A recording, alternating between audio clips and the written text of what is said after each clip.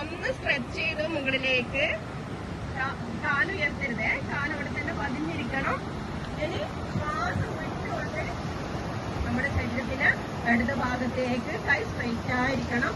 മറ്റേ കൈ ഒന്നും ബലം കൊടുക്കേണ്ട, അതവിടെ എങ്ങനെ നിന്നോട്ടെ.